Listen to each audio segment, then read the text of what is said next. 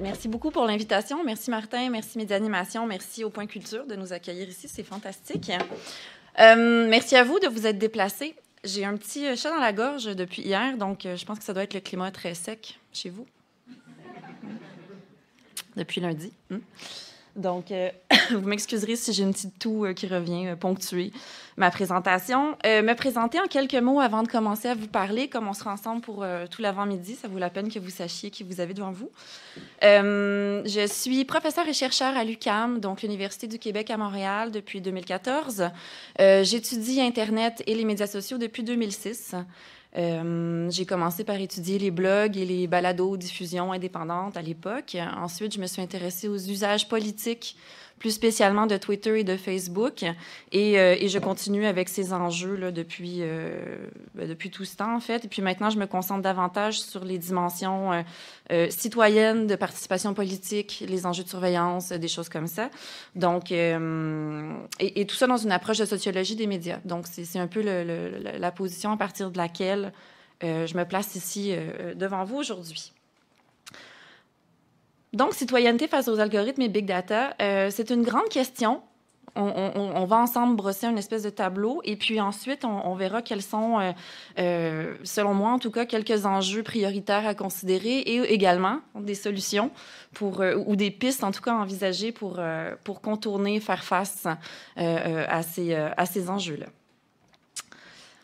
En 2012, Monsieur McAfee, que vous connaissez probablement parce que si vous avez un logiciel antivirus qui s'appelle McAfee, c'est grâce à lui, à ce monsieur qui l'a mis au point, donc le monsieur avec la chemise blanche.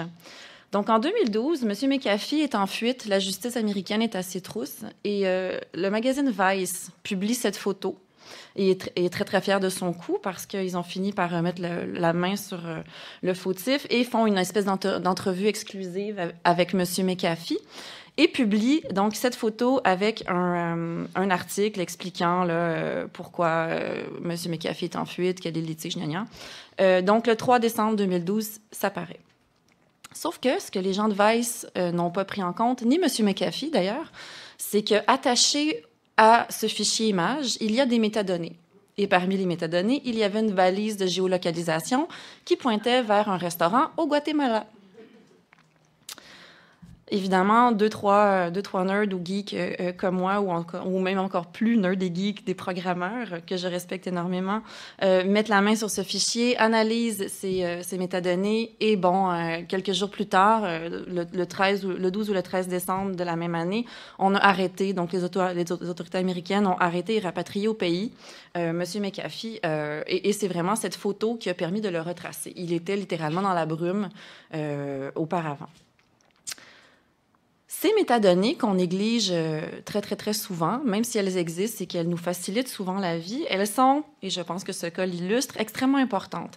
Pour vous et moi, la plupart du temps, ce que ça veut dire, c'est que quand on importe nos photographies de cet appareil vers un ordinateur, par exemple, bien, on va automatiquement nous suggérer d'identifier telle et telle photo avec telle ville, avec telle personne, hein, parce que maintenant, il y a de plus en plus des dispositifs de reconnaissance des visages, etc., etc.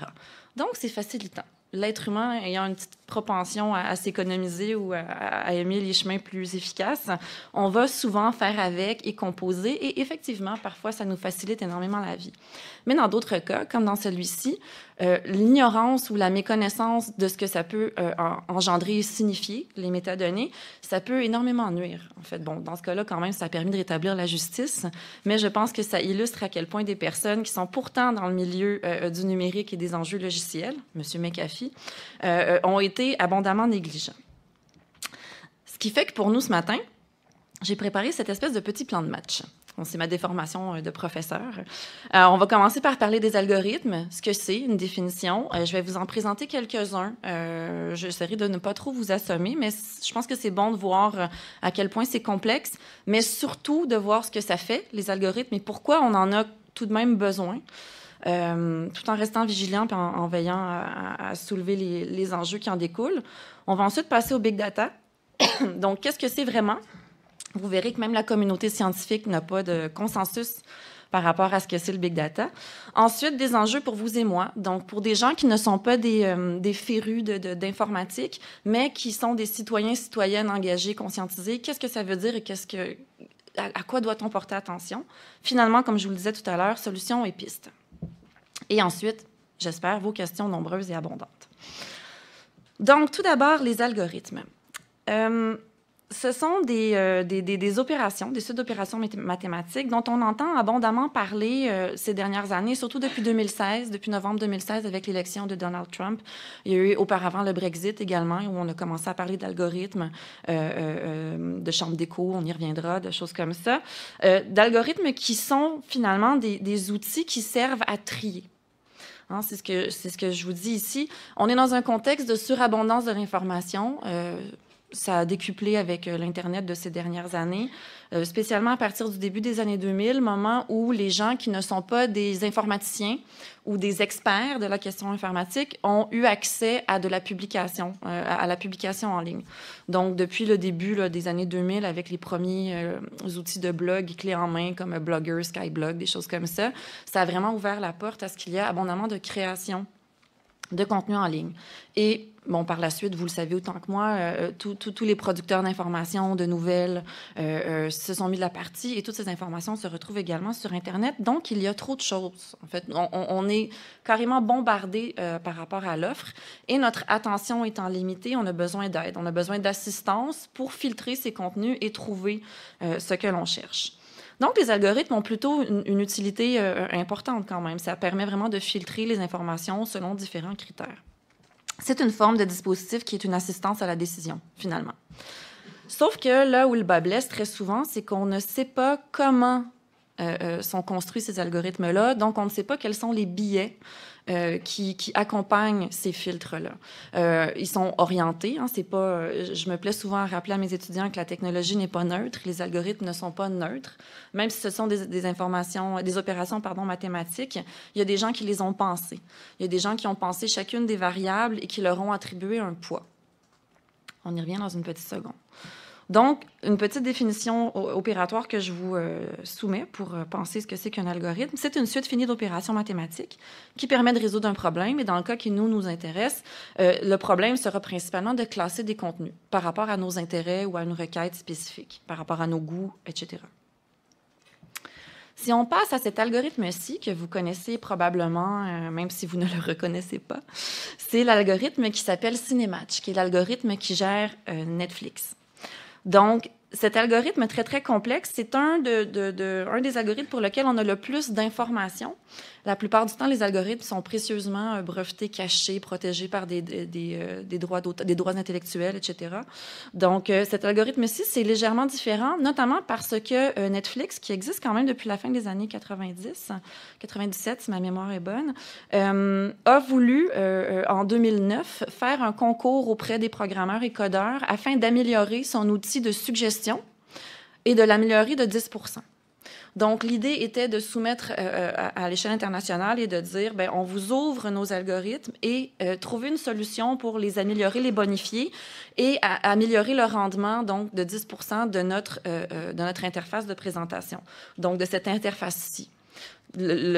Afin que toutes ces propositions-là, on les clique davantage à hauteur de 10 %. Et donc, cette ouverture-là, le concours, etc., a été abondamment documentée. Il y a 2 équipes gagnantes qui ont été sélectionnées. Elles ont travaillé de pair pour fournir une solution et voici le résultat de cette opération-là. Maintenant, je ne pourrais pas prendre le temps d'analyser chaque variable. Ce serait hautement laborieux, je pense. Mais si on prend juste celle-ci, qui représente l'usager Netflix, il faut savoir que Netflix, pour penser cette variable-là, il y a déjà toute une autre série, si je peux dire, d'opérations qui sont faites à l'arrière seulement pour arriver à cette variable-là. Par exemple, on va prendre en considération le genre déclaré de la personne, homme ou femme, si la personne a déclaré, le code postal, ce qui veut donc dire la ville, évidemment le pays, mais la ville, le quartier même, le profil idéologique, si on est capable de le scinder. Et au fur et à mesure où on va visionner des contenus, Cinematch va donc raffiner le profil qu'il a de nous et nous matcher, carrément, avec un profil type qui existe dans sa base de données de clients et de clientes. Donc, on se rend bien compte, à la vue de ça, que c'est extrêmement complexe et que avoir l'algorithme en main, donc le rendre, par exemple, disponible ou transparent, ça ne nous aide pas tellement, finalement. Ça nous aide à comprendre qu'il y a plusieurs opérations en cours, mais ça ne nous aide pas tellement à comprendre comment on arrive à ça comme tel, à moins d'avoir vraiment des grandes compétences en code et en programmation. D'ailleurs, l'année dernière, j'ai eu le bonheur, vraiment, parce que c'était un travail très intéressant, d'évaluer un mémoire de maîtrise d'une étudiante de l'UQAM qui a analysé cet algorithme-là. Et dans sa méthodologie, elle a eu recours à ce qu'elle a appelé des traducteurs. Donc, elle a travaillé avec 2 programmeurs qui ont traduit la langue informatique, donc non pas de l'anglais au français, mais de l'informatique à de l'intelligible pour vous et moi, qui ne sommes pas des informaticiens. Donc, ça démontre bien à quel point, même si la documentation, elle existe, il y a un blog de Netflix où on documente tout ce qu'on fait avec les formules algorithmiques, ce n'est pas une garantie d'accès et de compréhension de ce qui se passe. Donc, c'est déjà là une première couche d'enjeu, hein, l'idée de la compréhension de ça qui est assez complexe. Un autre algorithme qui est extrêmement important dans nos vies, c'est l'algorithme qui s'appelle le PageRank. Ça s'écrit bien en un mot, et c'est Page, non pas pour page, mais pour le nom de Larry Page, qui est un des fondateurs de Facebook et qui a programmé cet algorithme-là pour, pas de Facebook, pardon, de Google, et qui a mis au point cet algorithme, il me semble que c'était en 98, et il y a eu une série d'améliorations au PageRank, notamment le dépôt d'un gros brevet en 2007, afin de vraiment protéger très bien l'algorithme du PageRank. Donc, on ne sait pas exactement ce que c'est que le PageRank. Ça, ici, c'est une proposition, en fait, là, de mathématiciens qui pensent que ça ressemblerait à quelque chose comme ça, le PageRank. Mais comme je vous dis, étant donné que chaque variable est le résultat d'autres opérations, ça ne nous informe pas énormément. Par contre, ce que l'on sait de cet algorithme, qui est très documenté et étudié, notamment par différents stratèges en marketing qui ont toutes sortes de stratégies de SEO, c'est peut-être une expression que vous avez déjà entendue. Le SEO, c'est le Search Engine Optimization, donc la capacité à optimiser des contenus d'une page web pour qu'ils référencent mieux, donc qu'ils arrivent plus haut dans le référencement quand on fait une recherche dans Google. Donc, il y a certains critères qui influencent le PageRank, notamment la connectivité du site, donc les liens entrants, mais également les liens sortants. Évidemment, les liens sortants, ça a un certain poids, mais comme c'est le créateur de la page qui les gère, hein, quand on fait nous-mêmes un blog, on peut mettre une panoplie de liens sortants. Donc, ça a moins de poids que les liens entrants. Ce que ça veut dire en clair, c'est que quand un autre site vous cite, cite votre site, ça vous aide à mieux référencer. Ensuite de ça, il y a les métadonnées. Pardon, donc ces fameuses informations qui sont cachées ou illisibles, encodées dans le fichier, encodées dans les pages, qui permettent aux robots qui analysent les contenus web pour Google de catégoriser ce qu'il y a dans une telle page versus telle autre page. Donc, les catégories, les tags, ces éléments-là qu'on va identifier. Ensuite de ça, il y a le trafic. Et ça, c'est très pernicieux parce que ce que ça veut dire en clair, c'est que plus une page est fréquentée, plus elle va arriver en haut, et plus elle arrive en haut, plus elle est fréquentée. Parce que quand on a le... C'est là où je vais dessiner un peu. Quand on a la présentation dans Google...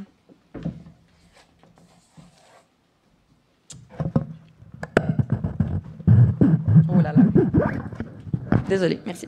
Donc, quand on a les résultats, vous aurez remarqué qu'en haut, ici, maintenant, c'est des contenus qui sont commandités, sponsorisés, comme vous dites ici. Donc, c'est pas pour rien, c'est parce que 95% de l'attention, hein, du eye tracking se passe dans le haut de la page. Donc, on a vendu ces liens-là à des annonceurs, à l'aide notamment de Google AdWords. Et par la suite, il y aura le référencement dit organique.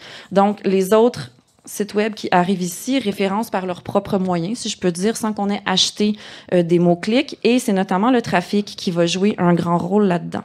Il y a d'ailleurs une philosophe italienne qui s'appelle Gloria Origi qui parle de ça depuis quelques années et qui s'interroge sur ce que ça veut dire pour...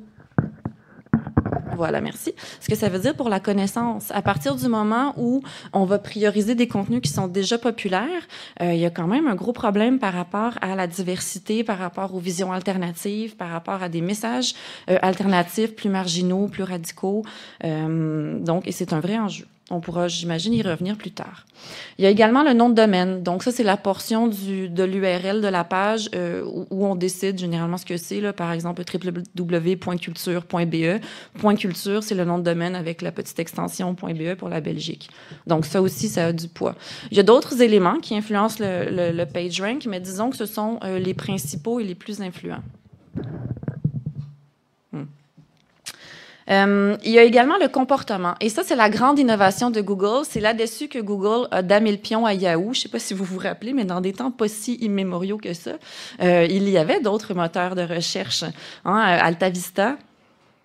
Au Québec, on avait la Toile du Québec, Yahoo, et c'est là où Google, vraiment, à partir environ justement de 2008, de 2007-2008, a fait une montée phénoménale. C'est parce que dans leur algorithme, ils ont intégré le comportement des gens. Donc, par exemple, quand on clique sur un lien, et qu'on visite le site et qu'on en ressort immédiatement, c'est ce qu'on appelle un taux de rebond, un rebond. Donc, on visite, mais c'est pas ce qu'on cherchait, on sort. Google le prend en compte et il va également prendre en compte le lien sur lequel on finit par cliquer et rester. Ce qui veut dire qu'on est satisfait par rapport à la recherche qu'on avait entrée dans la petite barre de recherche. Donc, Google va prendre en compte ce comportement-là, cette espèce de satisfaction ou de rencontre du contenu que l'on recherchait. Et c'est vraiment ça qui est venu propulser Google en avant des autres moteurs de recherche. Et ce que ça nous dit, ça également, c'est que parfois, ce que l'on cherche, on le nomme pas exactement de la manière dont les gens qui font les sites web, les contenus, nomment ces éléments-là. Si vous tapez, si vous faites l'exercice de taper dans Google des choses dans un jargon plus jeune, plus adolescent, par exemple, on va quand même finir par trouver les pages, justement parce que Google prend en compte cette dimension du comportement, le fait qu'il y a différentes manières de nommer un même phénomène, un même objet. Et c'est là où vraiment Google s'est démarqué. Le dernier algorithme que je vous présente, c'est l'algorithme de Facebook, qui est également très important dans la vie de la plupart des gens, puisque Facebook, c'est vraiment le mastodonte des médias sociaux. C'est la plateforme des médias sociaux qui est la plus adoptée dans le monde, en Occident à tout le moins.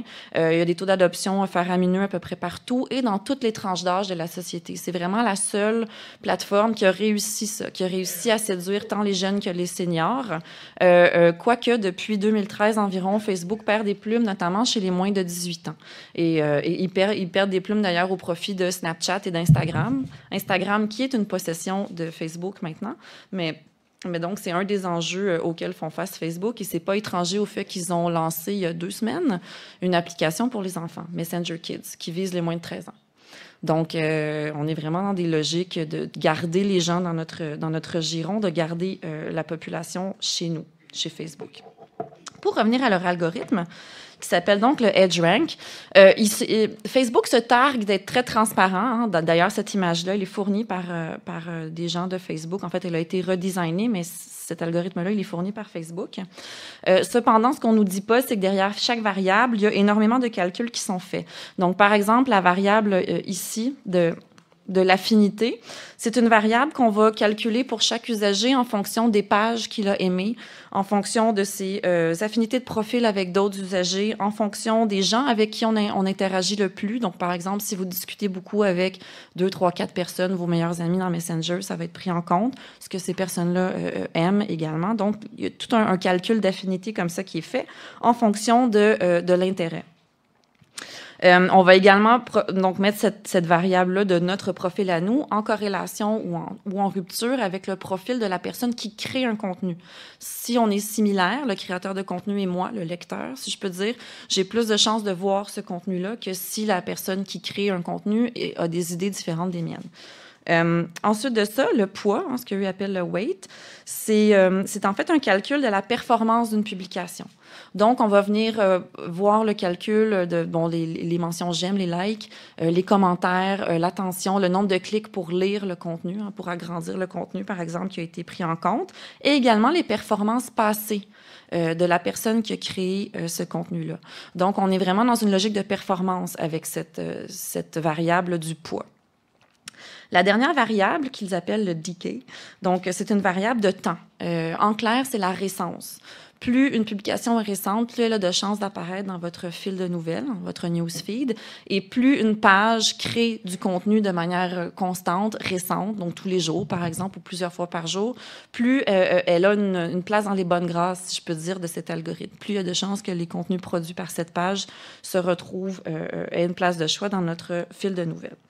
Donc, tout ça a beaucoup d'influence. Un autre élément qui n'est pas dit, mais que tous les observateurs de la plateforme Facebook observent, c'est qu'il y a vraiment une tendance à aller vers des pages, donc le service de pages, payantes. Donc, de plus en plus, les entreprises qui possèdent des pages sont incitées à défrayer pour avoir accès à différents features, différentes fonctionnalités. Donc, c'est un autre des éléments qui est là. Et si on paie, il y a fort à parier qu'on a davantage de visibilité par rapport à nos contenus, quand on est un annonceur, une marque, une organisation. Donc, voilà pour le petit topo sur les algorithmes. Maintenant, ces algorithmes-là, ils seraient bien caducs s'il n'y avait pas des données, donc une abondance de données pour venir trier tout ça et justement faire ces fameux filtres en fonction de nos intérêts. S'il n'y avait pas énormément de données sur qui je suis, ce que j'aime, ce sur quoi je clique, ce que je cherche, les algorithmes pourraient difficilement me présenter des choses personnalisées. Hein. C'est beaucoup ça leur argument. Google, d'ailleurs, est très, très fort sur cet argument de la personnalisation de l'expérience. Mais qu'est-ce que c'est réellement que le big data et pourquoi ça compte? Juste pour vous donner une petite idée, au début de 2017, il y a des différents experts qui ont établi que en début de cette année, 90% des données existantes avaient été créées dans les 2 dernières années. Donc, ça illustre quand même à quel point on produit des data à une hauteur faramineuse et ça s'accélère, cette production-là, et ça s'intensifie. Ce chiffre-là, qui est un chiffre très, très chic, c'est 2,5 quintillions.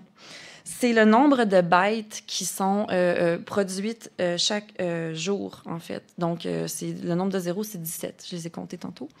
Donc, c'est 17 zéros. Alors, c'est très, très, très lourd en termes de production. Et c'est ce que l'on fait, vous et moi, chaque fois qu'on regarde Facebook, Twitter, Messenger en attendant l'autobus, chaque fois qu'on aime une image sur Instagram, chaque fois que l'on fait une course et qu'on la met sur un média social pour montrer qu'on a couru et qu'on est donc content.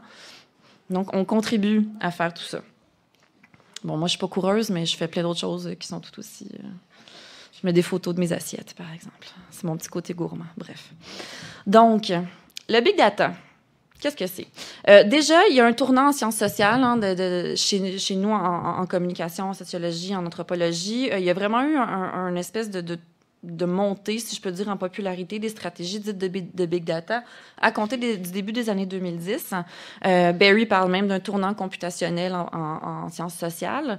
Et qu'est-ce que c'est, en gros, dans le sens commun, ce qu'on entend, c'est de l'analyse quantitative, statistique typiquement, de corpus de données très, très, très massifs. On parle de volume de millions de données, de millions de tweets, des choses comme ça.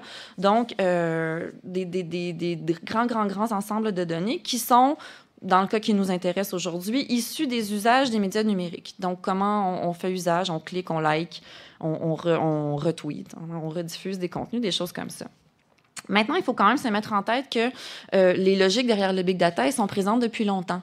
La météorologie, par exemple, utilisait certains de ces principes-là bien avant qu'on parle de big data associés aux réalités numériques. Même chose pour les logiques en termes de recensement. À partir du moment où les États ont fait des recensements à l'échelle nationale, on avait quand même certaines logiques statistiques sous-jacentes au big data, donc, qui ont encore aujourd'hui, par exemple, pour extraire des tendances lourdes au sein d'une population. Donc, ça, c'est quand même des choses qui existaient auparavant. Maintenant, généralement, ce qui saute aux yeux, c'est le volume, la grande quantité de données, quand on parle de big data, de ces fameuses grosses données. Mais ce n'est pas qu'une affaire de volume. C'est également quelque chose qui émerge dans un contexte sociotechnique très, très, très précis. Il y a la pénétration massive de l'Internet dans nos vies depuis plusieurs années. L'Internet domestique, ici en Belgique, je ne sais pas, mais chez nous, c'est pas mal 1996, qui est une date charnière au Québec et au Canada pour l'Internet domestique, si je peux dire. Ensuite de ça, l'adoption des technologies mobiles est venue vraiment augmenter notre capacité à créer des données, comme le montrait le chic numéro, le chic chiffre de 2,5 billions, quintillions. Donc, à partir du moment où on a la mobilité, la technologie mobile avec nous, on est capable, si on le souhaite, de produire des données pratiquement tout le temps et de monitorer nos déplacements. Donc ça, c'est vraiment un élément contextuel important. Et finalement, l'augmentation des actions en ligne aussi. Sans les médias sociaux, sans cette ces plateformes qui nous sont offertes pour faire des choses, des interactions, publier, commenter, et on aurait beaucoup moins de traces. Si les outils technologiques ne servaient qu'à lire, par exemple, on laisserait déjà des traces, mais beaucoup moins. Donc, c'est notre capacité à nous exprimer, à commenter et à relayer ces informations-là qui contribuent notamment à augmenter ce nombre de données. Donc, les données sont maintenant générées en continu. D'ailleurs, il y a une chercheuse australienne qui s'appelle Deborah Lupton qui propose d'appeler toutes ces données des données vivantes. Donc, elle parle de lively data. Et elle parle de ça tant au niveau micro, donc vous et moi avec nos courses, nos likes, toutes ces choses-là, et également au niveau macro, par exemple, en pensant au flux des marchés financiers, donc qui vont se modifier au fur et à mesure où il y a un événement météorologique sur une portion du globe, une compagnie qui annonce quelque chose. Donc, cette idée que tout ça est interconnecté et qu'il y a vraiment des mouvements continus, qu'il y a donc une espèce de vie, si je peux dire, à ces données-là. Ce concept, je pense, est quand même utile pour voir à quel point c'est dynamique. Je pense que c'est ça la caractéristique importante. Donc, déjà, cette notion de dynamisme, ça vient se joindre au volume. Vous voyez, juste en discuter comme ça. Et quand on fait des petites recherches en ligne, en quelques millièmes de seconde, on nous présente des centaines de milliers de références pour penser, pour définir ce que c'est que le big data. Donc, littéralement, des grosses données. Il y a également les fameux V, là. À partir du moment où on s'est mis à s'intéresser dans le domaine scientifique, spécialement dans les sciences sociales depuis quelques années, au big data, on a parlé en termes de V, donc volume, variété, vélocité. Et ensuite, il y a d'autres V qui se sont rajoutés, etc., etc. Les scientifiques ont eu envie de voir ce qu'il en était réellement du big data. Qu'est-ce qui distingue le big data de, par exemple, du small data, une recherche qui serait faite à partir d'un petit nombre de points, d'un petit corpus. Ce qui est d'ailleurs ce que moi je fais. Moi, je fais du qualitatif et sur du temps long, avec plusieurs manières de documenter, si je peux dire, les usagers, les usagères d'une plateforme X. Donc, je suis complètement dans une logique inverse du big data. Donc, qu'est-ce qui distingue une démarche comme la mienne de personnes qui font de la recherche en big data? Il y a 2 chercheurs qui se sont intéressés spécifiquement à cette question-là. Leurs noms sont ici en bas. Kitchen et McArdle. Et M. Kitchen, c'est quelqu'un qui a publié en 2014 un article qui est très, très, très abondamment cité dans les milieux scientifiques pour définir le big data. Donc, c'est lui qui a fait une première, en tout cas en sciences sociales, un premier effort exhaustif de définition argumentée, théorisée de qu'est-ce que c'est que le big data. Donc, qu'il revienne en 2016 avec un de ses adjoints de recherche pour repenser ces questions-là, c'était très significatif pour la communauté scientifique. Donc, tous deux, ce qu'ils ont fait, c'est qu'ils ont recensé 26 études dans 26 disciplines différentes, allant de la santé publique à la météorologie, à des études sur les médias sociaux. Donc, 26 études qui sont identifiées comme étant des études en big data et qui ont été publiées dans des journaux importants, des journaux scientifiques reconnus par les pairs. Ils ont pris ces 26 études-là et ils ont compilé les caractéristiques que les chercheurs attribuaient à leur stratégie méthodologique, à partir desquelles ils disaient, c'est effectivement du big data qu'on fait. Voici les 9 grandes caractéristiques qui ont ressorti. Je vais juste vous les décrire très, très rapidement parce que c'est intéressant de voir après qu'elles ne sont pas aussi consistantes les unes que les autres, finalement. Donc, le premier, c'est le grand volume de données, ce qui est effectivement quelque chose d'assez caractéristique, là. Donc, ce sont d'immenses jeux de données, des millions de tweets, par exemple. Ensuite de ça, la dimension numéro 2, la grande vélocité. Donc, c'est un peu ce dynamisme des données qui fluctuent que je décrivais auparavant. Donc, les données fluctuent en temps réel et les jeux de données qui sont constitués en big data peuvent fluctuer également comme ça. Donc, la vélocité. Ensuite de ça, la grande variété. Donc, par exemple, la diversité des éléments colligés. Si on reprend mon image de McAfee du début, le fichier image comme tel a des informations en termes de couleur, de texture, etc., de dimension. Il y a également des métadonnées, donc qui sont aussi des informations, géolocalisation, le type d'appareil avec lequel on a pris la photo. Il peut même y avoir des informations quant au logiciel à partir duquel on a exécuté les opérations de prise de photos si c'était un téléphone. Donc toutes sortes de diversité d'informations, qui sont comme ça colligées. Ensuite de ça, il y a la capacité d'avoir un échantillon, un N, qui est exhaustif par rapport à une population donnée. Donc d'aller cerner vraiment l'ensemble d'une population, ce qui était plutôt difficile auparavant. Pas impossible, mais plus difficile en termes de moyens. Ensuite de ça, ce sont des informations qui peuvent être très, très détaillées, donc de très haute résolution. Un des cas types, c'est par exemple nos profilages dans Google. Si vous êtes une personne qui utilise Google et que vous allez voir dans votre historique, vous allez voir de manière effroyable que Google sait pas mal tout de vous. Ils sont capables de savoir votre âge, votre statut matrimonial, probablement votre occupation, etc., etc. Donc, une quantité de détails qui est cumulée comme ça. Ce sont des données qui sont, sixièmement, facilement indexables, notamment parce que très souvent, elles s'accompagnent de métadonnées. Par exemple, si on fait un forage de données, du data mining dans Twitter, d'emblée, ce qu'on extirpe, c'est déjà identifié comme étant un tweet, un profil d'usager, une image de profil d'usager, le moment où le tweet a été, donc le temps, le moment où le tweet a été créé, etc., etc. Donc, tout ça, ça permet d'organiser et d'indexer très facilement ces informations-là. La septième caractéristique est en lien direct avec la sixième, c'est donc des données qui sont facilement relationnelles par nature. C'est facile de les croiser, de les associer, de les dissocier, de faire des graphes, par exemple, comme l'image qu'on avait un peu plus tôt, des choses comme ça. Extensible, cette caractéristique-là, elle est peut-être un petit peu moins évidente, mais c'est l'idée qu'on peut ajouter des points de collecte au fur et à mesure où on collecte. Donc, par exemple, si je fais une étude de Twitter encore, c'est un cas assez parlant, et que je me rends compte, je ne sais pas, moi, si je collige tout ce qui se dit sur le mot-clic entourant tel événement ou telle catastrophe climatique, et qu'au fur et à mesure, je me rends compte qu'il y a d'autres mots-clics qui émergent et qui viennent également parler du même événement météorologique ou climatique, bien, je peux ajouter des mots-clics et ça va s'ajouter à la base de données. J'aurai un moment, une rupture. À partir de tel moment, on a ajouté des mots-clics, etc. Et ensuite de ça, la dernière caractéristique qui est la scalability, je ne savais pas trop comment la traduire, soit par flexibilité ou évolutivité. C'est donc la capacité des systèmes informatiques, donc des infrastructures, si je peux dire, à s'ajuster au flot de ces données-là. Donc, par exemple, si je reprends l'exemple météorologique, les données météo, elles sont colligées pratiquement en temps réel, donc en tout temps, la fluctuation. En contrepartie, elles sont très, très légères. Ça ne prend pas beaucoup de stockage pour accumuler ces éléments-là. Donc, en termes d'infrastructure, ça ne prend pas quelque chose de faramineux.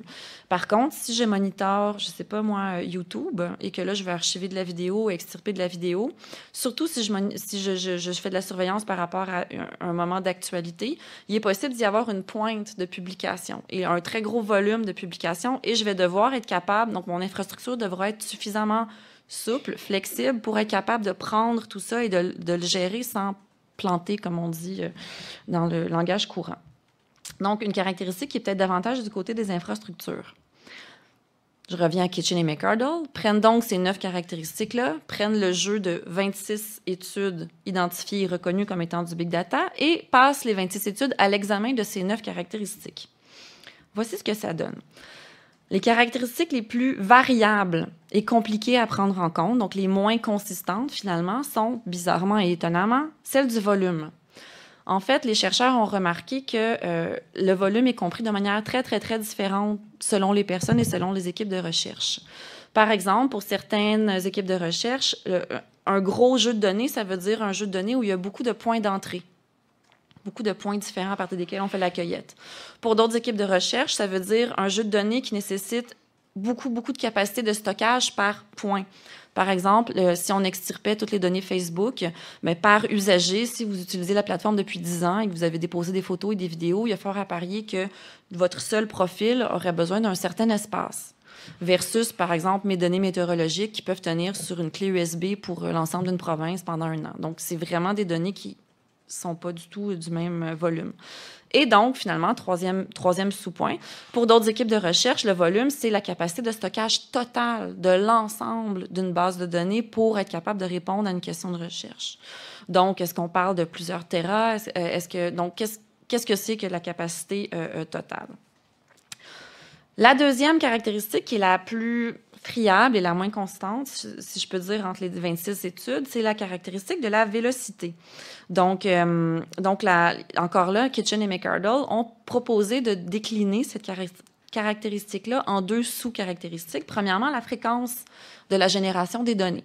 Donc, cette idée de dire, est-ce que les données sont générées toutes les secondes, minutes, comme dans le cas de la météo, par exemple, ou est-ce qu'elles sont générées en un seul moment? Donc, par exemple, moi, si je fais une enquête sur, je ne sais pas moi, votre usage quotidien de Facebook. Peut-être que je n'ai pas besoin de faire un prélèvement toutes les secondes. Peut-être que si je prends un mois, figé dans le temps, hein, si je remonte à il y a 6 mois puis que je prends, je ne sais pas moi, le mois de juillet, j'aurai peut-être une capacité suffisante pour analyser ce qu'il en est de votre utilisation quotidienne de Facebook pendant la saison de l'été, en tout cas. Donc, j'aurai un seul moment de prélèvement des données. Et l'autre élément par rapport à la vélocité, donc à ce dynamisme des données, c'est la fréquence du traitement. Donc, les prélever, c'est une chose, encore faut-il les traiter. Et encore là, l'image de la météorologie est très parlante. En météo, si on fait que prélever, mais qu'on ne compile pas, ça ne sert un peu à rien. L'idée, c'est tout de même d'être capable de prédire le temps qu'il va faire, d'annoncer, de faire des annonces de, je sais pas moi, de verglas, de neige, etc. Donc, d'avoir une réactivité, d'être capable d'établir des prévisions, finalement.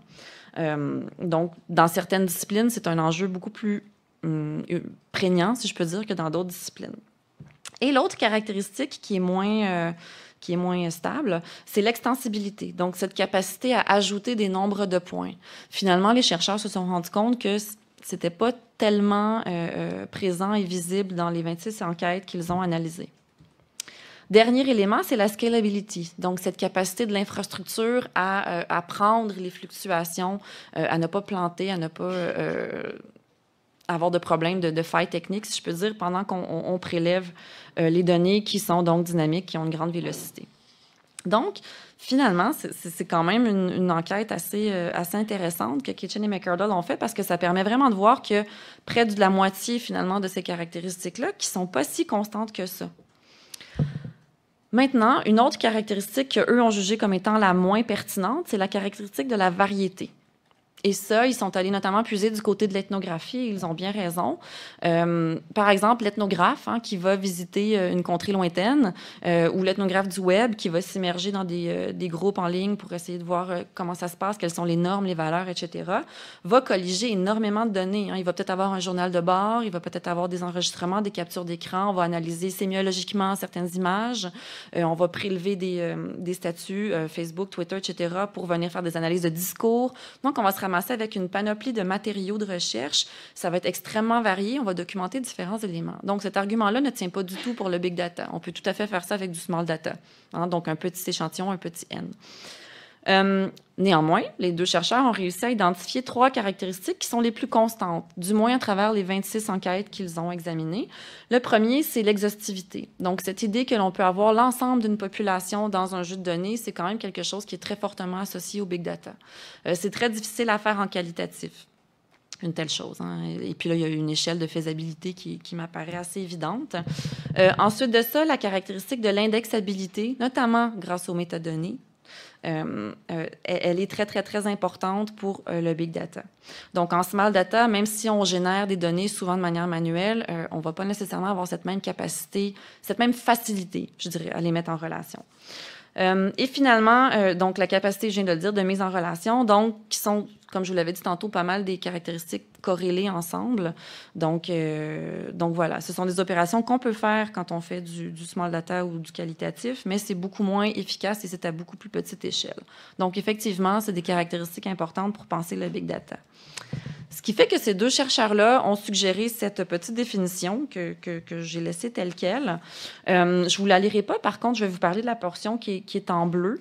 Donc, ce qu'ils vont avancer, c'est que ce sont finalement les qualités de la vélocité puis de l'exhaustivité qui vont vraiment placer le big data dans une catégorie à part et qui sont responsables pour cet enthousiasme que l'on a en recherche, mais aussi en marketing, et même maintenant les politiciens vont placer ce fameux buzzword du big data.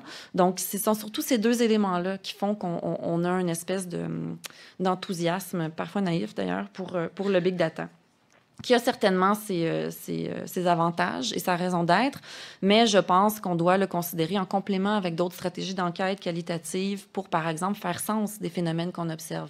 Également pour penser les minorités et les marges. Le big data, typiquement, ce que ça fait, c'est rendre visibles de grandes tendances, des tendances lourdes. Donc, si on est dans une position marginale ou minoritaire, bien, il y a fort à parier qu'on soit absent de ces grandes tendances-là ou mal représenté ou pas aussi bien qu'on le pourrait. Donc, médias sociaux et big data, il y a un élément que je dis toujours à mes étudiants quand j'enseigne, c'est considérant le cumul dans le temps. Par exemple, si vous avez un compte Facebook depuis le lancement de la plateforme, depuis le moment où elle est devenue grand public, donc à peu près en 2007, ça fait 10 ans que vous avez un profil. Si vous y allez 2-3 fois par jour ou je ne sais pas, 3 fois par semaine, mettons qu'on soit conservateur, que vous faites 2-3 likes, publiez un statut, etc., et tout ça se cumule dans le temps. On peut imaginer que Facebook a une faramineuse base de données sur vous, sur ce que vous aimez, sur ce que vous commentez, sur qui sont vos amis, etc., etc. Tout ça est archivé. Et là où ça devient extrêmement problématique, notamment du point de vue éthique, c'est quand on croise ces jeux de données-là. Donc, par exemple, moi, je dis très souvent, et à mes étudiants et en entrevue, qu'une des pires choses qui pourrait nous arriver, c'est que Facebook et Google fusionnent ensemble. Parce que ce sont probablement les deux entités qui possèdent le plus de données, du moins en Occident, sur les citoyens et citoyennes. Néanmoins, sans fusionner ensemble, ces deux entreprises font tout de même des formes de croisement de données. Donc, on anonymise nos données et on les vend, il y a des marchés pour ça, et il peut quand même y avoir des formes de croisement. C'est anonymisé, mais tout de même, on finit par être recoupé comme ça. D'ailleurs, il faut se rappeler que le modèle, je pense que c'est relativement connu, mais c'est bon de se le rappeler. Le modèle de financement de ces plateformes dites gratuites, mais qui ne le sont pas du tout, c'est le modèle d'une double vente. On vend d'abord notre attention, donc les bannières publicitaires sur les différentes pages. D'ailleurs, il y a des enchères pour ces bannières-là. C'est pas pour rien que quand on clique sur une page, parfois il y a un petit délai. C'est qu'il y a des enchères en direct, en fait, pour vendre l'espace bannière au plus offrant, finalement, par rapport à notre profilage. Donc, les annonceurs vont dire, moi, je veux que mon contenu publicitaire soit vu par des femmes, parents, qui ont au moins 2 enfants, qui sont dans la trentaine, qui sont athées. Et puis, il y a tout ce profilage-là qui est fait et on va donc vendre les espaces publicitaires aux enchères. Sachez également que quand vous cliquez sur une de ces pubs-là, ça vient de coûter plus cher à l'annonceur. Donc, l'affichage écran a une valeur et le clic a une valeur supplémentaire. Donc, ça, c'est un premier modèle, une première manière de rentabiliser notre attention. La deuxième manière, donc la double vente, le deuxième volet, c'est le cumul de nos données que l'on vend à des tiers parties, notamment pour ce processus d'enchère et pour toutes sortes d'autres processus. Par exemple, Netflix, en ce moment, est en train de devenir une espèce de champion, du moins du côté de l'Occident, pour créer des contenus qui vont plaire à ces usagers, usagères, parce qu'ils ont une base de données, comme je vous expliquais tout à l'heure, très, très, très fine par rapport à ce qu'on aime, comment on le regarde, quand est-ce qu'on décroche, comment on visionne ce qu'on visionne, et voilà. Donc, ils sont devenus très, très bons pour penser des contenus, et ça ne veut pas dire qu'ils ne se plantent pas. On se rappellera de Marco Polo, par exemple, ou des Médicis, malheureusement. Mais tout de même, on a en main, disons, on a un coup d'avance peut-être par rapport à ce qui va plaire et quelles sont les structures narratives, par exemple, de ce qui va plaire à notre public. Je vais essayer de faire disparaître ça. Réussi, fantastique. Donc, troisièmement, qu'est-ce que ça veut dire pour vous et moi, ces algorithmes, ce big data? Pourquoi c'est important pour nous? Bon, déjà, j'ai mentionné quelques enjeux jusqu'à maintenant, éthiques notamment, mais j'aimerais cibler quelques nœuds dont je pense que auxquels c'est important, je pense, d'accorder notre attention et de s'éduquer, notamment. Et en quatrième moment, tout à l'heure, on reviendra sur des pistes et des solutions. Algorithmes et big data, quelles implications? Ah oui, je voulais parler de quelques éléments qui étaient présents auparavant, notamment l'homophilie des réseaux. Qu'est-ce que ça veut dire, ça? Homophilie, c'est cette propension à rechercher le similaire. Et dans les études des réseaux sociaux, donc avant l'Internet, on parlait déjà de ces phénomènes-là. On a une propension dans le monde social à s'associer avec des gens avec qui on partage des visions du monde, des intérêts, des idéologies. Donc, on a tendance à rechercher nos semblables. On le voit dès l'école. Les jeunes, les adolescents vont se lier d'amitié avec des gens qui ont des profils relativement similaires à eux. Pas que, mais c'est une propension qu'on a.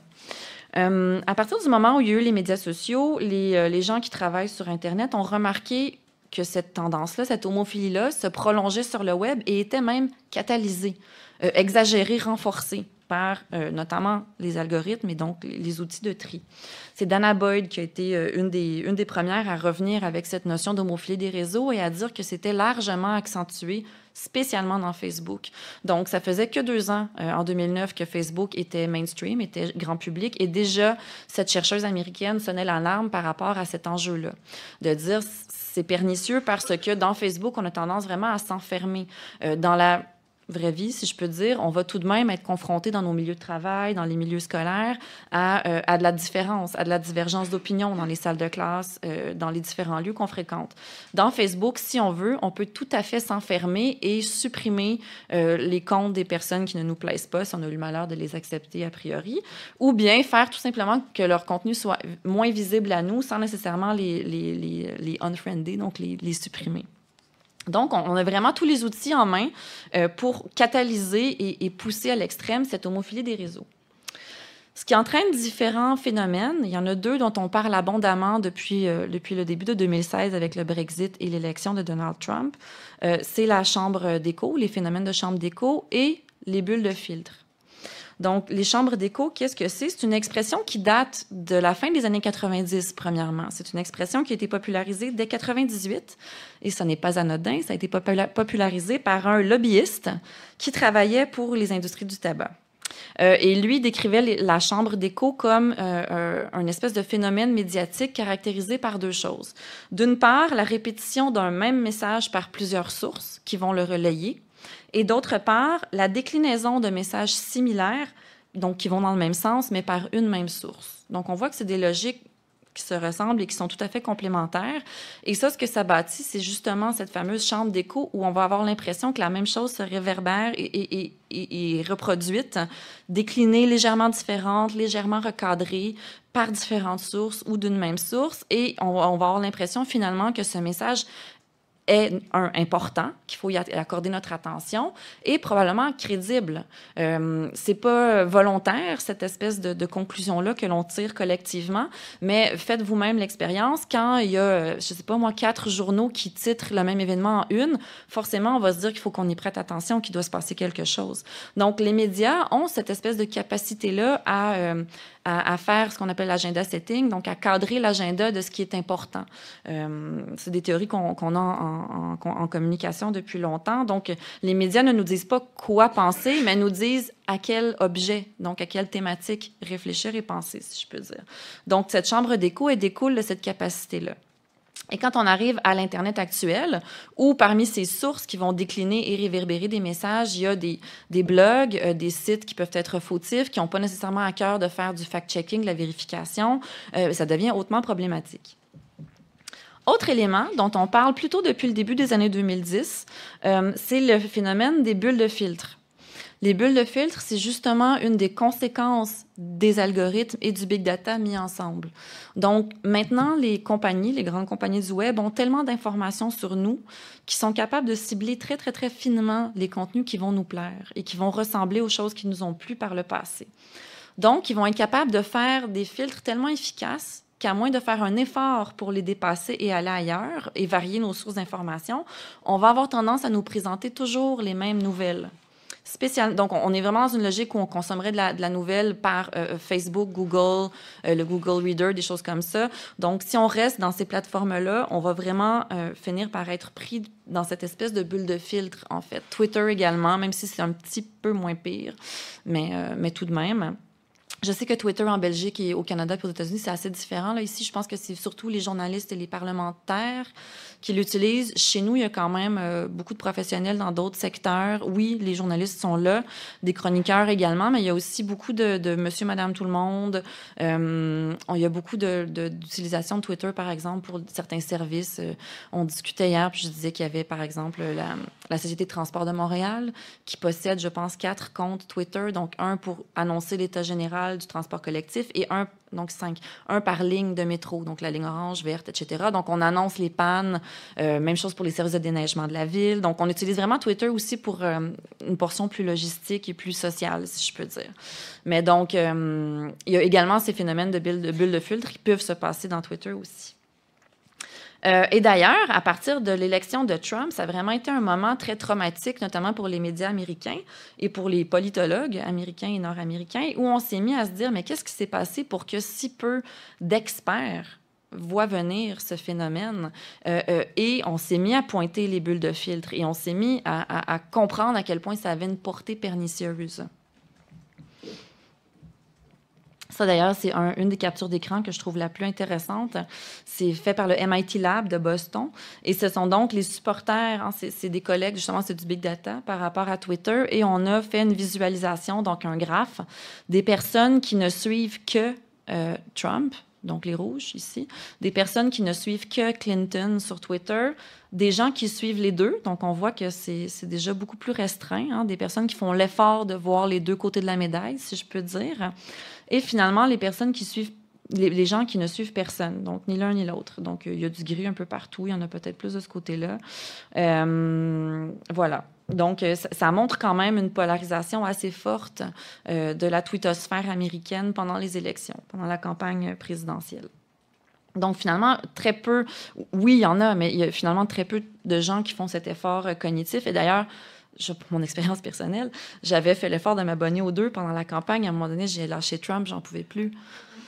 Non, mais c'est dur faire l'effort d'aller chercher des sources variées et d'entendre les deux côtés. Quand idéologiquement, ça nous heurte, c'est vraiment un effort continu à renouveler. Là, c'est très, très dérangeant.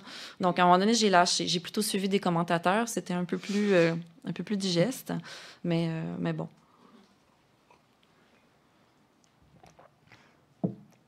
Le clic contre. Ça, c'est un autre phénomène qui est bien installé chez nous. Je pense que c'est peut-être un peu plus rare ici. Ça se passe notamment dans Facebook, mais pas que. Ça se passe également dans Twitter et ailleurs.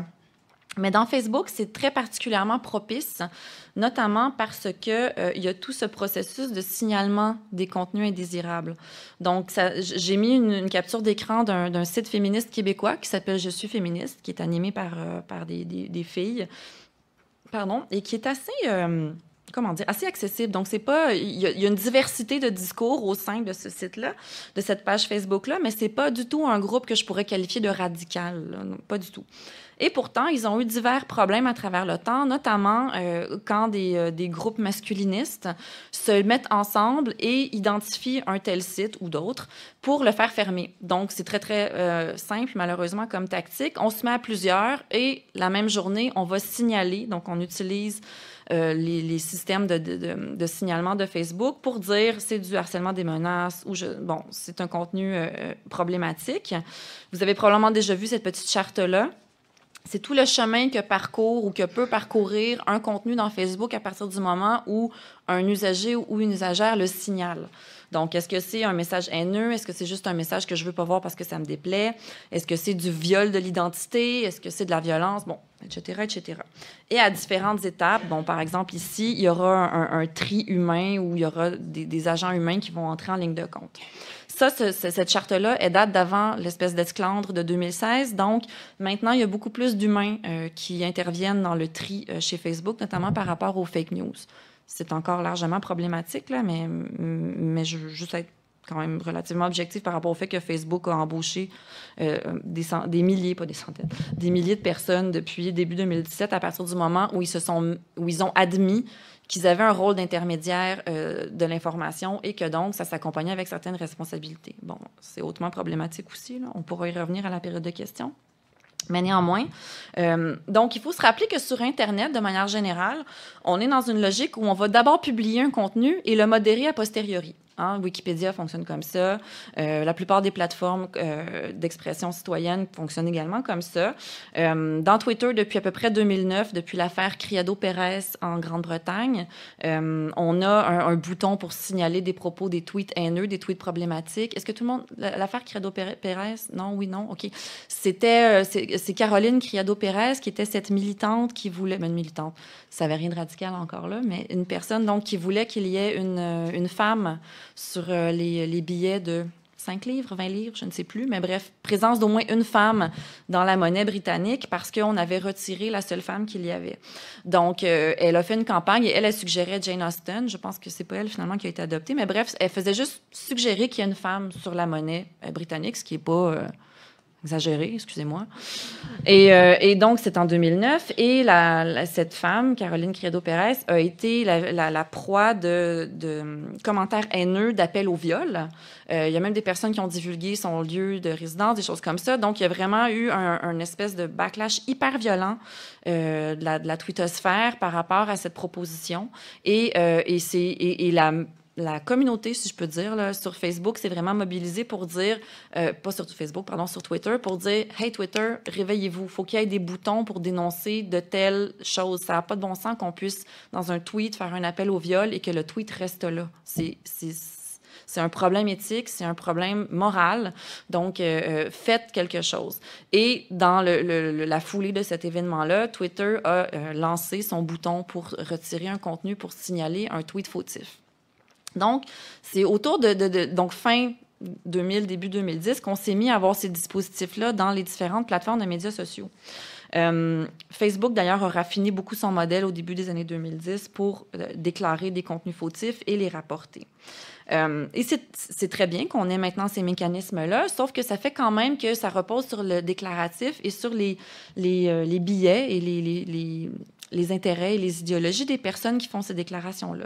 Donc, quand on est dans des sphères d'activité sensibles, par exemple le féminisme, je ne sais pas moi, les personnes trans, la communauté LGBT de manière générale, les enjeux autour des migrants, hein, si on opère par exemple une page d'aide, de soutien, de ressources pour les personnes migrantes, on peut facilement être la proie de groupes plus radicaux, souvent malheureusement haineux, qui vont se liguer ensemble pour faire fermer notre page. Et ça peut prendre plusieurs jours. Donc, moi, j'avais discuté notamment avec les gens de Je suis féministe. Ça peut prendre plusieurs jours d'argumentation, parfois ardue avec Facebook, pour faire réouvrir une page. Quand c'est une page d'information et de discussion, c'est problématique et dérangeant et injuste. Mais quand c'est une page carrément de ressources, par exemple pour des personnes migrantes ou des personnes avec des profils plus sensibles, bien là, ça devient encore plus dommageable, si je peux dire. Donc, il y a vraiment cette logique-là qui est en place également et qui se voit de plus en plus. Et malheureusement, Facebook est très peu outillé pour tracer la limite par rapport à ça, surtout dans d'autres langues que l'anglais. Hein, ils ont beau avoir embauché des êtres humains, davantage d'êtres humains pour faire ce tri. Quand on tombe dans des langues plus minoritaires, c'est beaucoup plus difficile. Moi-même, je veux dire, Internet, c'est quand même mon boulot depuis 11 ans. Là. En fait, j'ai été victime d'une fraude de photos. Bon, il y avait un faux compte avec ma photo, etc. Puis j'ai jamais réussi à convaincre Facebook que c'était moi puis qu'on m'avait volé ma photo, puis juste de fermer le compte que c'était un faux compte. Il a fallu que j'aie recours à la même stratégie que les masculinistes dont je viens de parler. Donc, de dire à plusieurs personnes, allez signaler ce compte comme étant un faux compte. C'est quelqu'un qui prend mes photos puis qui s'appelle autre chose. C'était un autre nom. Et bref, donc c'est assez compliqué de rétablir les faits à partir d'organisations qui sont centralisées comme ça en sol américain, dans le cas présent. Parlons-en du sol américain. Il y a plusieurs personnes qui parlent maintenant de l'américanisation de l'Internet. Mais moi, en fait, je suis assez tentée de dire avec d'autres chercheurs et chercheuses, je ne suis pas la seule, que l'Internet était d'emblée américain depuis le début. Dès la guerre froide, hein, ce sont des fonds de la défense américaine qui ont financé les premières infrastructures en Amérique du Nord pour qu'il y ait et le mandat, c'était ça, créer un réseau de communication décentralisé, de sorte que si on bombarde une ville, ben, au moins le reste du réseau tient. Les autres points vont tenir le réseau. En Europe aussi, il y avait des développements similaires. La guerre froide, ça a affecté tout le monde. Mais il y a un autre moment qui a été charnière dans l'histoire de l'Internet qui a fait que les États-Unis ont vraiment pris le dessus. C'est le moment, en 1990, de l'adoption du protocole HTTP/IP. Je vais retourner à mon petit tableau, mais je ne vais pas décrocher le micro parce que c'est un peu laborieux. Mais quand on fait...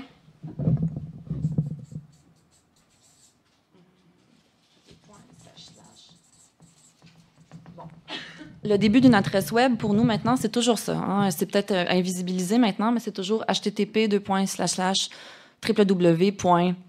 quelque chose, .culture.be. Le protocole HTTP, c'est un protocole qui a été développé aux États-Unis et qui a été adopté comme la norme à partir de 1990, le moment où Tim Berners-Lee, l'inventeur du World Wide Web, a fait cette proposition d'un modèle d'indexation. Avant 1990, l'Internet, ça avait un peu l'air du desktop de votre petite sœur ou petit frère un peu bordélique, là. Donc, c'est quand on prend l'ordinateur de quelqu'un puis qu'il y a des fichiers partout et qu'on comprend pas trop comment sont appelées les choses, comment ils sont classés. Donc, auparavant, il n'y avait pas un système uniformisé pour classer et appeler les fichiers. C'est vraiment, il y avait différents protocoles concurrents, notamment ici en Europe, il y avait un protocole qui s'appelait le X25. Donc, et c'est quand on a adopté le HTTP que ça a un peu, par la force des choses, donné une longueur d'avance aux gens qui opéraient le web en sol américain, parce qu'ils possédaient déjà la connaissance de comment fonctionnait le protocole, et donc ils avaient finalement, c'est ça, ils avaient un pas de plus sur les autres opérateurs, notamment en sol européen. C'est d'ailleurs pour ça qu'aujourd'hui, quand on veut s'acheter un nom de domaine, hein, l'autorité qui gère les noms de domaine, c'est une autorité américaine. Donc, peu importe où on est dans le monde, quand on s'achète un nom de domaine, il faut d'abord valider avec cette autorité-là. Donc, c'est quand même très parlant par rapport à la domination des États-Unis sur l'Internet. Et l'autre moment, je pense, qui est plus récent, c'est le moment du développement de Google. À partir du moment où Google est devenu, en Occident en tout cas, et même dans d'autres régions du monde, la principale porte d'entrée de l'Internet. Google est une compagnie américaine, donc forcément, ça a également mis, si je peux dire, les Américains encore plus fortement sur la map numérique, sur la carte de l'Internet. Maintenant, j'en viens à, donc, l'Internet est déjà fortement américain, malheureusement. Pourquoi je dis malheureusement? Parce que c'est largement dominé maintenant par des entreprises propriétaires hautement capitalisées. Donc, cet acronyme-là, il y en a peut-être parmi vous qui le connaissent, c'est l'acronyme de la GAFA, donc Google, Amazon, Facebook, Google, Apple, Amazon, Facebook et Amazon. On peut intervertir les A. Et ces 4 entreprises-là, auxquelles on joint très, très, très souvent Microsoft, donc la GAFAM, ce sont donc les 5 entreprises qui ont pratiquement la même mise sur Internet.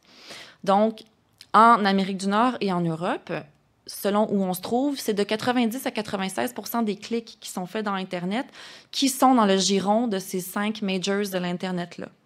C'est énorme. Et vous n'avez qu'à penser à ce que vous faites dans une journée normale, à moins que vous soyez quelqu'un de très outillé technologiquement et de très politisé, limite hacker. Il y a fort à parier que vous nourrissez abondamment ces statistiques de clics-là. Donc, ces grandes entreprises ont plusieurs possessions et ont carrément des logiques impérialistes. Hein. De la même manière que les pays européens, à une certaine époque, avaient des logiques impérialistes, on est dans une même logique. C'est-à-dire que, par exemple, quand il y a des innovations, des plateformes, des applications qui montent et qui gagnent en popularité, on va les acheter. On va faire même des offres très agressives d'achat. Si ça ne fonctionne pas, on va minimalement investir pour avoir des parts dans ces entreprises-là. Donc, par exemple, Google, qu'on continue à appeler Google, mais c'est en fait Alphabet, possède un paquet de trucs. Apple également, donc ça va du software au hardware dans le cas d'Apple, hein, le software, les logiciels, le hardware, tout ce qui est de la technique, les ordinateurs, les machines, les écouteurs, etc., etc. Amazon, qui est le géant du commerce détail. Donc, on est vraiment dans une logique où on va essayer de conserver l'internaute dans son giron le plus longtemps possible. Ça, d'ailleurs, c'est carrément la visée de Google, d'être capable qu'un internaute puisse satisfaire tous ses besoins en restant à l'intérieur des propriétés Google sur Internet. Donc, c'est pour ça qu'ils diversifient leur offre depuis plusieurs années, allant du courriel aux maps, aux livres, à l'agrégation par exemple, Google Reader, des choses comme ça. Et donc, on va vraiment bonifier comme ça l'offre. D'ailleurs, j'étais bien déçue d'apprendre que Waze est une propriété de Google. Je ne savais pas. Chez nous, c'est une application de navigation pour la conduite automobile, par exemple, qu'on utilise abondamment. Ça a été racheté par Google. Donc, il y a toutes ces logiques-là qui sont très, très, très présentes. De plus en plus, on va également parler de cet autre acronyme-là, donc le NATU. Depuis 2-3 ans, on en parle énormément. Donc, Netflix, Airbnb, Tesla et Uber. Je suis un petit peu moins confortable avec cet acronyme-là. Pas qu'il ne faut pas surveiller ce que font ces entreprises, c'est pas du tout ça. Mais on n'est pas dans la même logique de domination des données en ligne et des clics et des activités en ligne. On est certainement dans une logique de dérangement. Hein. L'expression qui revient beaucoup, c'est que ce sont des compagnies disruptives, qui est un anglicisme épouvantable, mais bon, cette idée du dérangement des modèles d'affaires, je pense que les cas sont emblématiques, là, surtout Netflix, qui est très, très, très dérangeant par rapport au modèle de production de la télévision et des industries du cinéma. Je ne sais pas c'est quoi l'état de ces industries-là ici en Belgique, mais chez nous, au Canada et au Québec, on souffre énormément de l'exode des capitaux pour financer la production de la culture, notamment filmique et télévisuelle. Et cet exode-là est notamment dû à la montée de joueurs comme Netflix. Donc, c'est très, très, très dérangeant. Airbnb, qu'on connaît, qui est très dérangeant pour l'industrie hôtelière, notamment, et de l'hébergement. Tesla pour l'automobile, la robotique, ces choses-là. Uber. Tesla, je pense, est peut-être un peu moins... c'est un peu moins emblématique. Et Uber, qui est très, très, très dérangeant pour les industries du transport et du taxi dans tous les pays où ils s'installent. Ça crée des espèces de crises, on revoit les législations, etc., etc. Et ce sont aussi des entreprises qui ont, sauf Tesla, cette idée d'être peu incarnées dans du matériel, dans des infrastructures. Hein. Par exemple, le cas phare, je pense, c'est Airbnb et Uber, où les compagnies ne possèdent, dans le premier cas, pas d'hébergement comme tel, pas de bâtiment. On prend ceux des gens et on n'est qu'un service de mise en relation de l'offre et de la demande. Même chose avec Uber. On ne possède pas de voiture, puis on n'a pas d'employés à la rigueur, mais on met en relation l'offre et la demande, encore une fois. Donc, voilà. Il y a des stratégies très, très agressives également de la part de ces entreprises-là, notamment en termes d'acquisition. Ça, c'est une capture qui a été faite par le Business Insider à la fin de 2016, donc c'est relativement récent, par rapport à tout ce que Alphabet, donc la compagnie mère maintenant de Google, possède. Et c'est assez condensé. Donc, on peut voir que, sans que vous connaissiez nécessairement toutes les compagnies, on peut voir qu'au sein même, dans le giron de Google, il y a énormément de choses qui sont touchées, énormément de sphères d'activité. Donc, carrément, par exemple, Replicant, il y a un petit clin d'œil ici aux fans de cinéma, mais donc, qui est une firme qui développe de la robotique. On va également dans la publicité, dans différentes logiques. Je pense que la possession de Google, d'Alphabet, qui est la plus connue, c'est YouTube. Et c'est donc ce graphique-là se décline et se poursuit. Si vous voulez le consulter, il est assez facile à trouver. Donc, Business Insider 2016. Et on explique toutes les possessions en publicité, en infrastructure technique, etc., etc., d'Alphabet. Et on explique pourquoi c'est épeurant et pourquoi il faut s'en préoccuper, en fait. Donc, quand je parle d'impérialisme numérique, c'est vraiment au sens fort. Et je pense que ça le montre bien, à quel point on a des logiques d'acquisition et de finalement devenir une espèce de joueur incontournable de l'Internet jusqu'à se confondre avec l'Internet, carrément. C'est un peu ça, la visite Google. Il y a d'ailleurs toutes sortes d'enjeux dont on parle abondamment maintenant en 2017, notamment ici en Europe, avec la taxation de ces géants du web qui sont américains. Et là où il y a de gros problèmes par rapport à ça, donc je pense que comme citoyens, citoyennes, c'est un des enjeux sur lesquels il faut se mobiliser et exiger de nos élus qu'il se passe quelque chose, parce que c'est très lent de notre côté, je ne sais pas chez vous, là. Mais donc, de dire aux géants du web qu'il faut qu'il se passe des choses en termes de rétribution fiscale juste. Et en ce moment, ces entreprises-là américaines, elles ont un peu le beau jeu parce que les lois, dans la plupart des pays, sont faites sur l'endroit physique où est incarnée la compagnie, donc où ils ont des bureaux.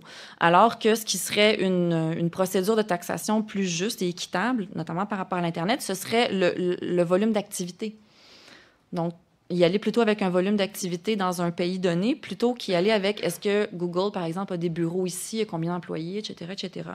Donc, par exemple, si je compare avec Montréal, à Montréal, il y a un bureau de Google, un bureau de Facebook, mais c'est à peu près grand comme ma main, là. Donc, on n'est vraiment pas... La présence physique de l'entreprise n'est pas du tout représentative de sa mainmise sur nos activités en ligne.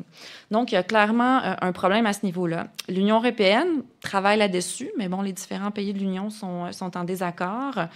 Chez nous, au Canada, on est assez à plat ventre devant les États-Unis, malheureusement. On a eu des opportunités de sévir, notamment sous le gouvernement Harper, mais ça ne s'est pas du tout passé. Et je pense qu'un des gros enjeux, c'est une mécompréhension de la part de certains élus de ce que ça signifie au niveau social. Les usages d'Internet actuellement, ça ne va pas s'amenuiser. Et l'Internet ne va pas subitement devenir canadien ou belge. Je veux dire, il y a des infrastructures et des contenus et des infomédiaires, donc des intermédiaires comme Google, par exemple, Facebook, qui sont très, très bien installés. Et pour qu'un concurrent local, belge ou canadien, émerge et s'installe, Je le souhaite, mais il faudrait que ce soit des gens qui se lèvent de bonne heure et qu'il y ait des solutions informatiques et logicielles et algorithmiques très, très puissantes et efficaces pour déloger. Ou encore, il faudrait qu'il y ait des lois, des cadres, de la gouvernance, donc, qui s'en mêlent pour faciliter l'émergence de certains joueurs locaux ou, à tout le moins, pour réglementer les joueurs actuels de l'Internet qui sont surtout américains. Un autre enjeu sur lequel je pense que nous devons nous pencher, c'est l'enjeu de la surveillance.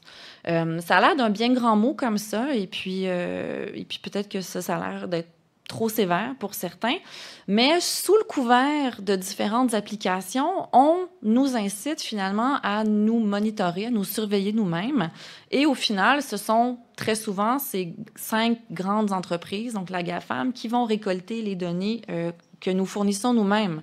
Hein, par exemple, l'argument de la gestion de soi, notamment en santé, pour monitorer notre activité physique. Hein, puis c'est vrai que c'est motivant, c'est ludique. On voit, bon, aujourd'hui, je suis allée au gym, aujourd'hui, j'ai couru, j'ai marché, j'ai fait je sais pas quoi. C'est vrai que c'est motivant, c'est vrai que ça peut avoir des effets positifs sur la santé. Je ne veux pas du tout être démoniser ces technologies-là. Néanmoins, en utilisant différentes applications qui sont connectées avec d'autres profils, avec notre appareil technique, etc., on vient nourrir la machine, si je peux dire. On vient documenter notre profil de données, finalement. Même chose avec la finance. Hein. Il y a toutes sortes d'applications pour gérer nos dépenses, gérer son budget au jour le jour, à la semaine, etc. On peut même avoir des applications pour un foyer complet avec les 2 parents, les enfants, bon, etc. Donc, c'est effectivement des outils pratiques et utiles, mais ce faisant, on documente très souvent des tiers parties qui sont des majors de l'Internet. Donc, il faut faire attention à qui possède l'application et comment sont gérées les données de ces applications-là. Deuxième argument qui est souvent invoqué, et c'est pas le seul, mais bon, c'est les 2 principaux, je trouve, là, pour le commun des mortels, pour vous et moi, c'est l'argument de l'expérience personnalisée. Il manque un E, je suis désolée. Donc, l'expérience qu'on va personnaliser. Et Google est vraiment le champion de ça. Hein, nous suggérer, quand Google se rend compte qu'on utilise Maps, l'application pour les cartes, ils vont dire, ben si vous possédez déjà un compte Google, joignez donc les 2, ça va vous permettre une expérience plus personnalisée. On va déjà savoir, par exemple, où vous habitez. Et quand vous entrez maison, on va tout de suite mettre le point sur la carte. Donc, c'est facilitant, c'est personnalisé, c'est plus efficace. Et c'est vrai que c'est plus efficace. Mais en faisant ça, on vient vraiment documenter notre quotidien. Donc, si, par exemple, on utilise Google Calendar, donc pour gérer son agenda, Gmail et Waze et Google Maps, mais je veux dire, Google, c'est tout ce qu'on fait dans la semaine, hein? De manière assez précise en plus, parce que pour avoir une gestion efficace de l'agenda, on va mettre l'endroit, on va utiliser Waze pour y aller en voiture ou Transit pour y aller en transport en commun ou une autre application pour y aller en vélo. Donc, on va vraiment venir documenter. On va effectivement avoir une expérience personnalisée, mais on va également laisser pratiquement des petites croûtes de pain comme le petit pousset à chaque pas que l'on fait le long du chemin. Donc, la surveillance. D'ailleurs, si vous n'avez jamais fait cet exercice-là, je vous conseille de le faire. C'est de taper history.google.com, donc je vous ai mis la petite adresse en bas, et d'aller voir ce qui ressort. Donc, si vous êtes un usager ou une usagère de Google, il est possible, vous avez le droit de consulter votre historique d'activité et de voir l'ensemble des traces que vous avez laissées dans le moteur de recherche notamment et ailleurs au fil du temps. Donc, ça va vous donner une liste effroyablement détaillée de tout ce que vous avez fait. On oublie à quel point on fait des recherches, à quel point on se sert de ces outils-là de manière constante. Maintenant, je vais également être sympathique et vous dire comment faire pour limiter la collecte de ces données-là. Donc, toujours dans votre activité, vous allez sélectionner les commandes relatives à l'activité et vous pouvez venir les décocher. Donc, ici et puis ici. Donc, venir limiter la collecte de données que Google va faire de vous au fur et à mesure où vous avez vos activités. Si vous n'avez pas noté tout ça, c'est très facile à trouver en googlant l'information. Oui, il y a DuckDuckGo, vous pouvez retourner à Yahoo si vous êtes vintage, il y a plein de choses que vous pouvez faire. Oui, il y a des alternatives, tout à fait. C'est juste un peu d'ironie. Justement, parlant des autres possibilités et des alternatives, il y a quelques pistes. Hein, comment lutter? Qu'est-ce qu'on fait à partir de là? Est-ce qu'on se roule en boule et on pleure? On peut le faire un moment, mais c'est pas super proactif. Donc, il y a quelques pistes à envisager. Déjà, avant même de passer dans mes diapos, je suis souvent choquée de voir qu'il y a encore aujourd'hui des gens qui ont un seul mot de passe pour tout. Ne faites pas ça, s'il vous plaît. Hein, si c'est compliqué pour vous, faites-vous des aides-mémoire papier avec des codes pour que si quelqu'un trouve votre aide-mémoire, il ne sera pas capable de savoir quels sont vos mots de passe, mais variez un peu les mots de passe et faites-les complexes. Un autre petit truc facile, j'ai pas de diapo pour ça non plus, c'est ne pas interrelier les comptes entre eux. Par exemple, je sais pas moi, vous avez envie de vous ouvrir un compte pour écouter de la musique en ligne. Peu importe le service, Spotify ou des services alternatifs. Très souvent, on va vous offrir de commencer en connectant votre compte avec Facebook. Hein, c'est facile, on n'a pas à rentrer son nom, son courriel à la main, ça se fait en un clic. C'est pas une solution intéressante pour tout ce que j'ai exposé auparavant. On vient finalement connecter des applications et des usages qu'on fait dans une autre application à Facebook ou à un autre géant du web. Et ensuite, ne pas déclarer systématiquement sa vraie identité. Je parle très, très souvent de mon père à mes étudiants parce que mon père est une personne merveilleuse, mais très peu technophile. Il a un métier manuel, donc il n'a pas du tout là, une littératie numérique très, très avancée. D'ailleurs, ça le désole. Mais bref. Mon père a eu un compte Facebook pendant 2 semaines, je pense.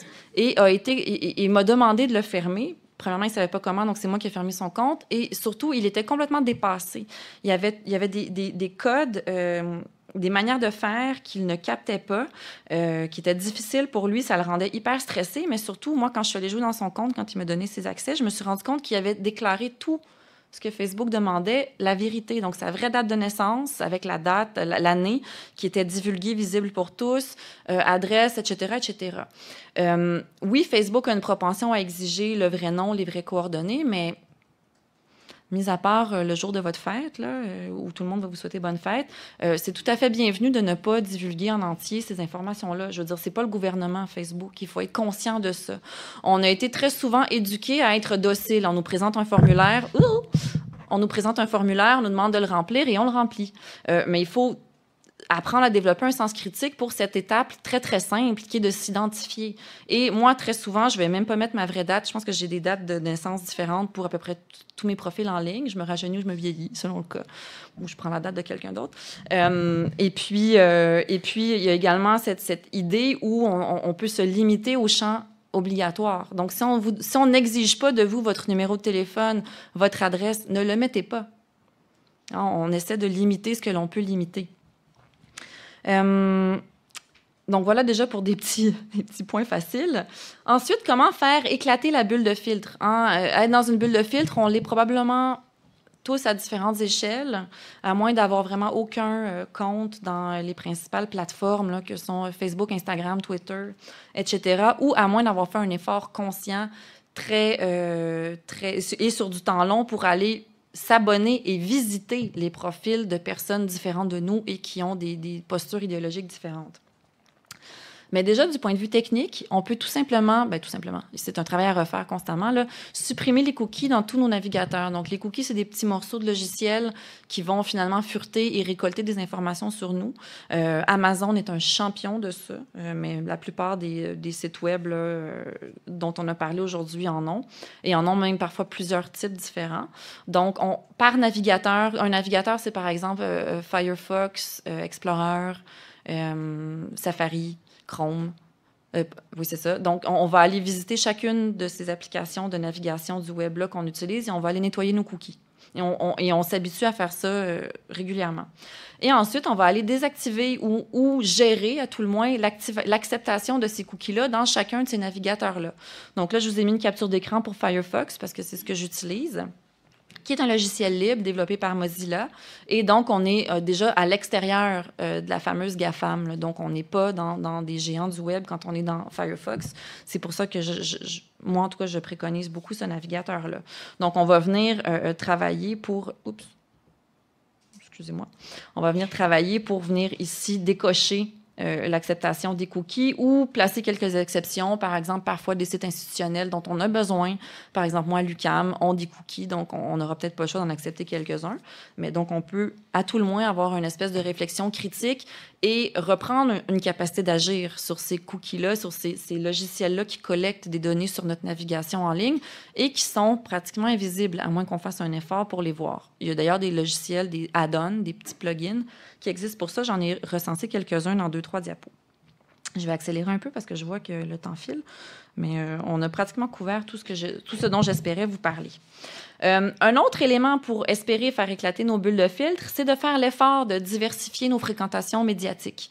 Donc, si vous consultez des nouvelles sur les sites même qui génèrent ces nouvelles-là, donc ça, c'est une capture d'écran d'entités surtout américaines, sauf la BBC, mais donc faire l'effort d'aller voir d'autres sources, d'aller voir les différents journaux, les différentes chaînes télé de votre région pour faire cet effort-là de voir de quoi on parle et comment on cadre idéologiquement ces éléments-là.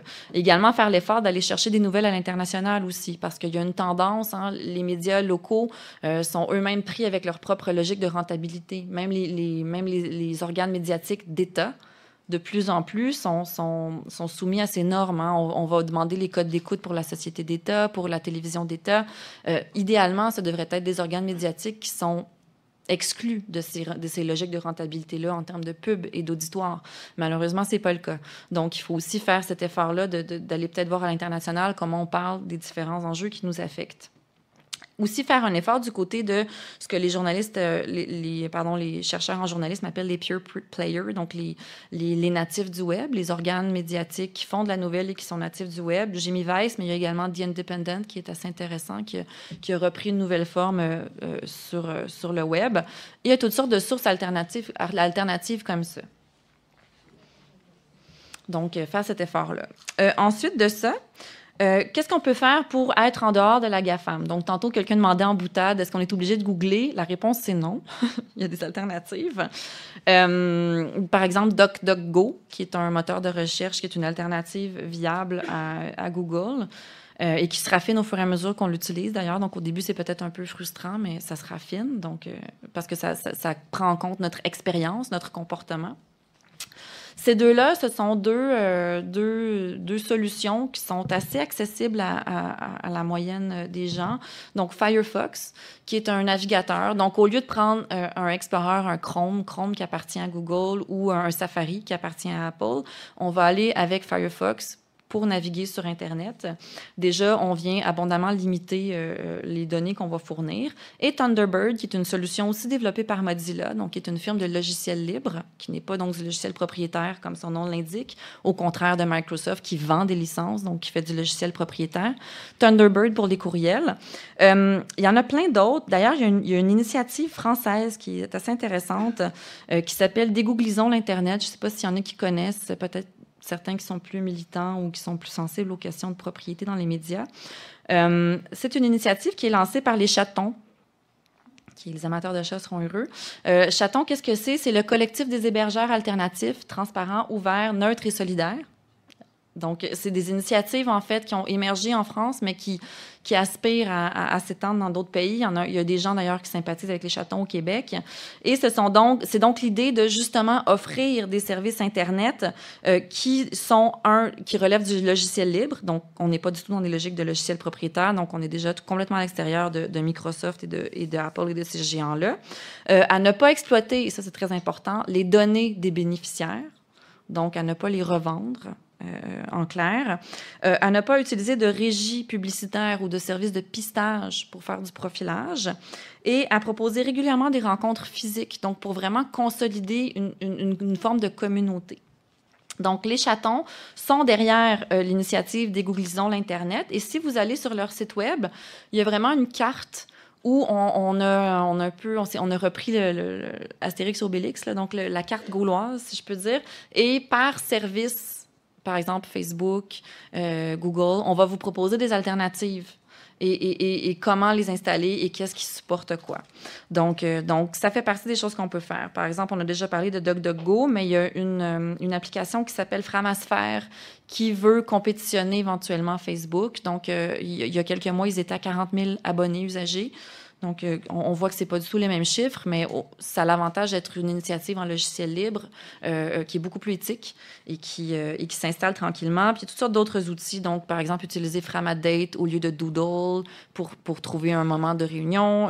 Vous irez consulter le site. Il y a plein d'outils qui sont proposés. Et bien entendu, quand on s'engage dans cette voie-là, il faut être prêt à faire un petit examen de conscience et à être à se sensibiliser soi-même, à dire, mais ça se peut qu'il y ait des ajustements. Hein, on n'est pas dans des logiques d'entreprises milliardaires, multimilliardaires, avec des armées de codeurs. Donc, parfois, il y a des petits bugs techniques, notamment sur le mobile, je pense à Framadate, mais c'est rien de majeur. Il faut juste avoir une certaine indulgence et surtout penser à ce qu'on gagne en termes éthiques, notamment comme usager. Ça, c'est quelques petits... j'ai presque terminé pour qu'on ait le temps de discuter. Donc, ça, c'est quelques petits add-ons de Firefox. Donc, on est toujours chez Mozilla et en logiciel libre. Ceux qui ne sont pas du tout techno, là, un add-on, c'est un petit truc qu'on vient ajouter à son navigateur. C'est comme s'acheter une voiture de base et rajouter des fenêtres électriques et des choses. Okay? Donc, on va venir rajouter des éléments de logiciel à notre navigateur, à Firefox dans ce cas-là, pour bonifier l'expérience en fonction de nos besoins. Prenant pour acquis que nos besoins actuellement, c'est davantage de contrôle et d'éthique, j'ai identifié 4 add-ons que je trouve très intéressants. Les 2 premiers font un travail pratiquement similaire. Moi, j'utilise Ghostery. Ce que ça fait, Ghostery et Disconnect, et je pense d'ailleurs que je vais changer de Disconnect parce qu'ils ont gagné plein de prix l'année passée, notamment le Privacy Tool du New York Times, ce qui n'est pas anodin. Donc, ces 2 add-ons-là, ce qu'ils font, c'est qu'ils vont rendre visibles les dispositifs comme les cookies, qui sont installés dans nos ordinateurs et qui collectent des données. Donc, on va avoir une petite bulle qui apparaît puis qui nous dit en ce moment, le site que tu visites est en train de récolter telle donnée et il y a tel cookie qui s'est déposé. Donc, ça va rendre visible les trackers, finalement, les cookies et les trackers, qui sont 2 choses différentes. Et ça va nous permettre également d'avoir un meilleur contrôle sur l'historique de notre navigation en ligne. Ensuite de ça, il y a le No Google Analytics. Donc, si vous voulez continuer à utiliser Google, mais que vous avez envie d'avoir une meilleure assurance dans la limitation des données qui sont collectées, déjà, vous pouvez aller décocher les comptes, décocher les trucs de traçage que je vous ai montré tout à l'heure, mais vous pouvez également ajouter cet add-on-là qui s'appelle No Google Analytics et donc qui limite et qui contribue à vous aviser quand il y a quand même des essais, si je peux dire, pour recueillir vos données. Ceux-là, ils sont très connus. Hein, c'est des bloqueurs de publicité. Donc, le AdBlock est celui qui est le plus connu. Il y a également le uBlock qui est assez connu. Donc, ce sont des add-ons qu'on utilise dans notre navigateur pour cacher la publicité.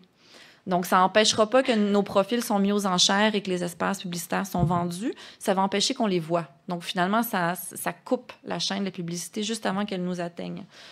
C'est assez efficace dans Facebook pour les bannières et dans Google pour les bannières. C'est très peu efficace pour les publicités de type contenu.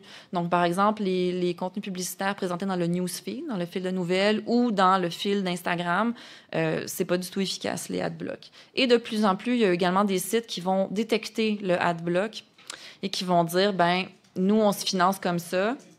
Donc, désactivez votre adblock si vous voulez accéder à nos contenus.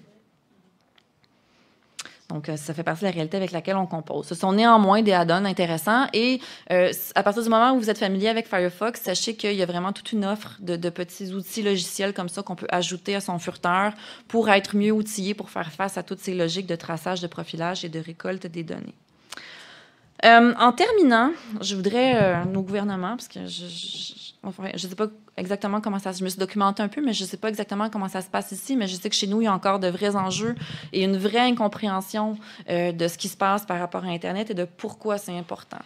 Donc, voici différents termes sur lesquels je pense qu'on devrait faire front commun pour demander des comptes et demander que nos élus se positionnent, notamment plus de transparence des algorithmes, hein, qu'on nous dise quels sont les biais, qu'on nous dise comment on influence ce qu'on nous présente, comment on trie les informations pour nous, notamment dans Facebook, par exemple, mais partout dans toutes ces plateformes. La transparence, cependant, n'est pas suffisante.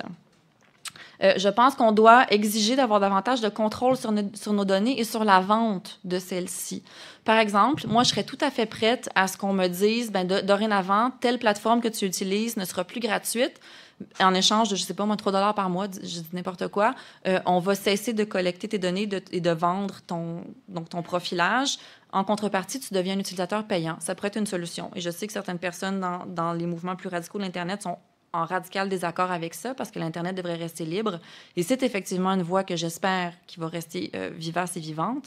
Mais pour certaines personnes qui n'ont pas l'engagement technologique, notamment, et les compétences technologiques que ça prend, mais masquer peut-être plus, fermer. Je pense qu'il faut qu'on garde en tête des solutions faciles. Donc, au moins avoir cette option-là, je pense que c'est une optique à considérer. Avoir au moins l'option, le choix de ça. Ensuite de ça, rendre ces entreprises, donc je parle ici des géants du web américains, redevables aux structures officielles de gouvernance. Donc, en ce moment, je ne sais pas si on réalise, tout le monde, que oui, Facebook est en train de mettre en place des dispositifs plus raffinés, notamment des humains, pour trier ce qui est une vraie et une fausse nouvelle. Tant mieux. Mais on est quand même en train de remettre entre les mains d'une entreprise médiatique hautement capitaliste, qui est possédée par une personne unique qui a 36 ans, le poids de décider ce qu'est la vraie nouvelle versus la fausse nouvelle. Ça ne devrait pas être le cas, je pense. D'un point de vue éthique, c'est hautement problématique. Il y a toutes sortes de contenus qui circulent dans la toile, qui sont peut-être pas édifiants, qui sont peut-être même radicaux, mais qui, sous le cadre de la liberté d'expression, ne sont pas non plus faux. Il y a également toutes sortes de contenus qui sont pas faux, mais certainement fallacieux. Comment on trace cette ligne-là? Il y a également toutes sortes de contenus qui sont très, très ironiques. Par exemple, il y a plein d'organes qui font des fausses nouvelles satiriques. Donc, ce sont, d'un certain point de vue, des fake news. En même temps, du point de vue de la vie politique, il y a toujours eu de la satire et de l'ironie.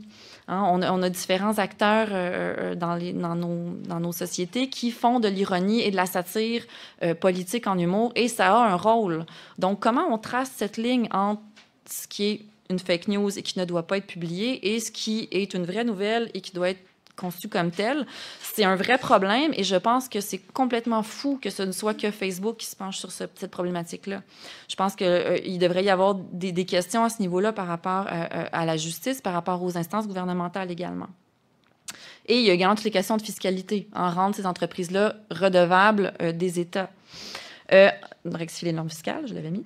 Et ensuite, penser la question écologique et demander des normes claires en ce sens. Ça, c'est le grand absent de la discussion sur la technologie en ce moment, l'écologie. Et pourtant, à une certaine époque, on avait cette petite bannière dans le bas des courriels. Avez-vous vraiment besoin d'imprimer ce courriel? Avez-vous vraiment besoin d'imprimer ce formulaire? Éventuellement, il faudrait qu'on se dise, as-tu vraiment besoin d'envoyer ce petit icône de sourire? Parce que ce petit icône de sourire que tu envoies à ton meilleur ami passe par des data centers aux États-Unis ou ailleurs. Il y en a ici, notamment en Suède.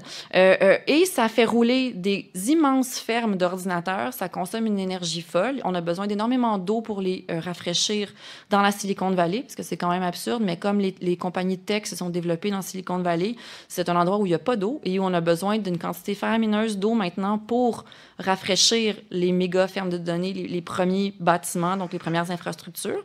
C'est pour ça d'ailleurs que depuis quelques années, notamment Facebook, mais aussi Google, ouvre des data centers dans le Nord, donc dans des pays stables comme en Scandinavie, comme au Canada, etc., etc. Mais donc, ces data centers-là, qui sont comme la portion invisible de l'Internet, consomment une quantité folle d'énergie et c'est complètement absent des débats. Pourtant, il y a plein de stratégies assez problématiques. Donc, la consommation d'énergie est problématique en elle-même, mais il y a également des stratégies très problématiques, comme par exemple... j'ai un blanc, je ne sais plus si c'est Facebook ou Google, mais je pense que c'est Facebook, a ouvert un data center aux États-Unis ces dernières années et ils voulaient profiter d'une rivière qui coulait tout près d'une ville et une ville qui était morte et qui souffrait d'un très, très grand taux de chômage. Et donc, ils ont dit, parfait, la mairie, vous nous signez une dérogation pour l'utilisation de votre rivière pendant 100 ans et nous, on refait votre aqueduc et on fournit des emplois à tout le monde. Évidemment, la ville a dit oui, mais il y a des gros enjeux de pouvoir, je pense. Donc, je ne dis pas que c'est carrément mal. Je pense qu'on est dans une zone grise et hautement problématique, mais il faut penser la balance de la gouvernance versus le pouvoir de ces entreprises-là, qu'actuellement, rien ou très peu de choses arrêtent. Donc, pensez également à la question écologique. Alors, voilà. Merci beaucoup.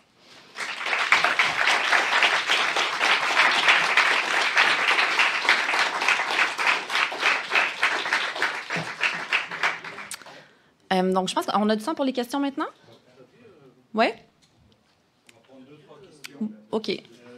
Sachant que après la pause, il y aura une table ronde. On va discuter aussi de certains enjeux, principalement autour de l'éducation média et rapport critique.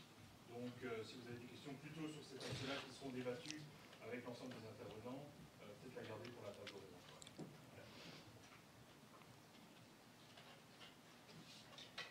Oui, au milieu, là. Je pense qu'on vous amène le micro. Est-ce qu'il y a des chiffres? On connaît actuellement la proportion d'échanges de data via les logiciels libres et les GAFA? Oh, c'est une très bonne question. Je ne connaîtrais pas les chiffres, surtout pour ici en Europe, mais même chez moi, je serais assez mal placée. Est-ce qu'il y en a dans la salle qui possèdent cette connaissance-là? Parce que parfois, il y a des gens très connaissants des milieux associatifs. Et la tendance, est-ce que ça monte ou... En fait, il y a différentes logiques en place. Par exemple, moi, je suis dans une université qui est assez militante et de gauche, là, pour ceux qui connaissent l'UQAM, et on a beaucoup d'étudiants qui travaillent en logiciel libre. Ça arrive beaucoup. Il y a des cliniques d'aide donc pour installer ce logiciel libre, pour apprendre comment ça fonctionne, pour les personnaliser, etc., etc. Donc, il y a clairement davantage de points de service, je pense. Il y a des cliniques qui sont d'ailleurs affichées ironiquement dans Facebook, des choses comme ça, ou qui circulent dans d'autres réseaux. Donc, il y a tout ça qui se consolide et qui continue à évoluer dans le temps. Et en même temps, les majors de l'Internet sentent bien cette force-là, je pense, et mettent en place des stratégies comme le package Microsoft Éducation.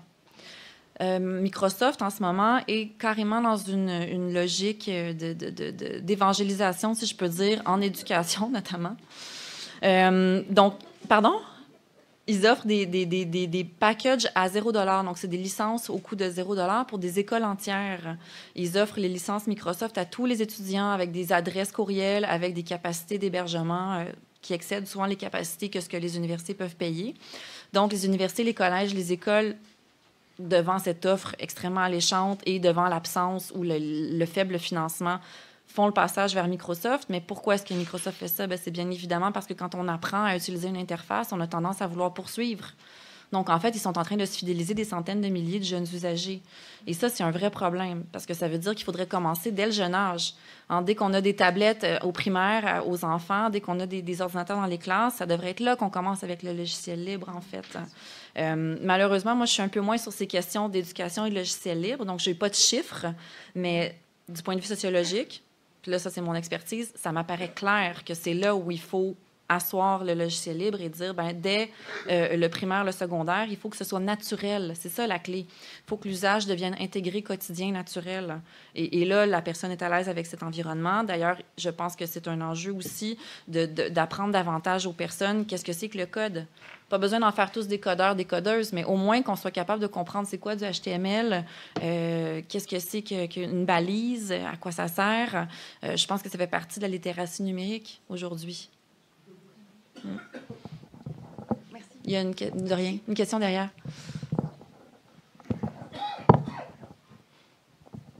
Bonjour. Bonjour.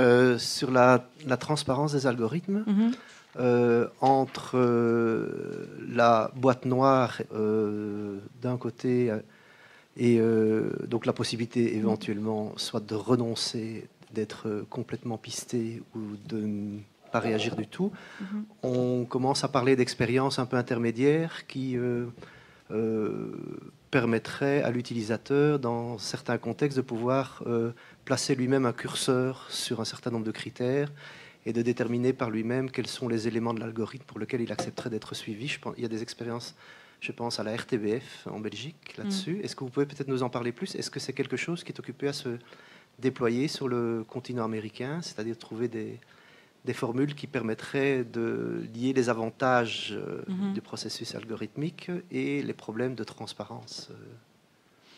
Mais en fait, il y a des développements, mais c'est pas pour améliorer l'éthique ou le politique des algorithmes. C'est au contraire pour renforcer la solution capitaliste, si je peux dire. Par exemple, toujours du côté des majors de l'Internet, et Google, et Facebook, et Netflix, quand vous consultez votre profil, vous êtes capable de venir, par exemple, désélectionner, discréditer quelque chose que vous auriez fait et qui aurait bousillé vos données. Ça vous est sûrement déjà arrivé ou vous avez déjà entendu cette histoire, quelqu'un qui achète des cadeaux de Noël pour cette tante qui a des goûts culturels pourris dans Amazon et ça bousille vos données et tout à coup Amazon ou je sais vous propose tout un paquet de produits qui ne correspond pas du tout à vos goûts. Donc, ces différents dispositifs-là, Amazon, Netflix, etc., quand vous allez consulter vos profils, vous pouvez dire, ne tiens pas compte de ce livre que je n'aurais jamais acheté, moi, voyons. Et même chose avec Netflix. Ne tiens pas compte du fait que j'ai regardé Cendrillon un soir où ça n'allait pas bien. Donc, on peut dire à l'algorithme, ne tiens pas compte de. Donc, c'est une certaine capacité d'interagir avec les algorithmes. C'est une certaine capacité qu'on a de venir trier ou de voir, donc de rendre visible le pouvoir des algorithmes, mais c'est uniquement orienté pour améliorer la capacité à nous proposer des contenus qui correspondent à nos choix. Donc, c'est uniquement pour améliorer notre expérience de client. C'est pas du tout pour améliorer notre capacité d'agir ou mieux nous informer comme citoyens.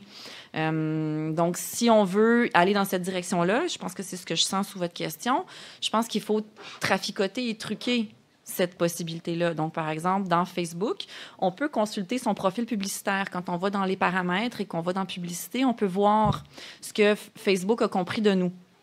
Et c'est très intéressant parce que, par exemple, pendant les élections américaines, on revient à Trump, moi, j'avais lu beaucoup de choses sur Trump qui m'avaient été présentées par Facebook, par des amis dans Facebook. Et donc, selon Facebook, j'étais quelqu'un de très, très, très intéressé par Trump, unilatéralement, ce qui n'est pas du tout le cas. J'aime juste ses cheveux. Donc, j'ai pu aller fouiller là-dedans et décocher certaines choses, notamment Trump, pour être plutôt sur des questions de politique américaine plutôt que sur la personne de Trump. Donc, des choses comme ça.